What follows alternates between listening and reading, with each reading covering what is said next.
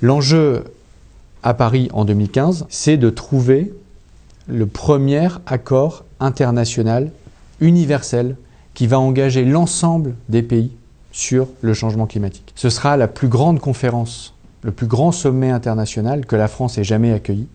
Plusieurs dizaines de milliers de délégués. Et c'est un des sujets les plus importants pour aller vers un 21e siècle pacifique, ordonné, coopératif.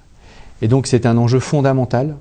Et le fait que nous soyons en première ligne pour trouver cet accord, eh bien c'est une des priorités de la diplomatie française et un des grands enjeux du quinquennat de François Hollande. Nous sommes maintenant en responsabilité pour 2015, sachant que la conférence en 2014 aura lieu au Pérou. Et donc maintenant, nous allons travailler main dans la main avec les Péruviens. Si déjà deux pays aussi différents que la France et le Pérou parviennent à se mettre d'accord sur une vision partagée de l'accord de 2015, eh bien c'est un premier élément qui nous permet d'avancer. Un changement climatique non maîtrisé, c'est-à-dire à plus 4 degrés par rapport à la situation que nous connaissons aujourd'hui, eh bien, c'est un cataclysme, si je reprends les mots mêmes de la Banque mondiale. Et je ne pense pas qu'il y ait beaucoup de sujets sur lesquels la Banque mondiale parle de cataclysme.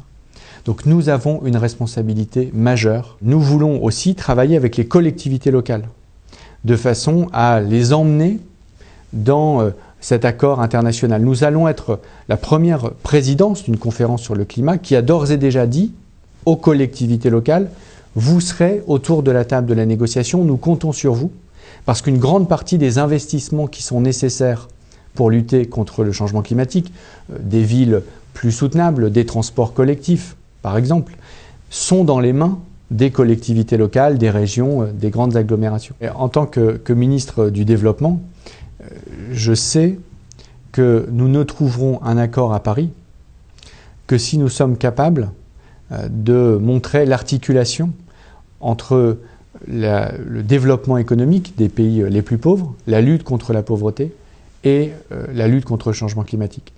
Et là encore, le rapport de la Banque mondiale publié récemment est très important parce que ce qu'il dit, c'est que la première menace sur la sécurité alimentaire, donc sur la faim dans le monde, la première menace sur la mortalité infantile ou sur la lutte contre la mortalité des enfants de moins de 5 ans, c'est le changement climatique. Donc ça montre bien qu'il ne sera plus possible, dans les décennies qui viennent, de progresser dans l'atteinte des objectifs de base en matière de santé, en matière d'alimentation, en matière de protection des enfants, si nous ne luttons pas contre le changement climatique. C'est bien de montrer ce nouveau chemin, cette articulation entre les deux.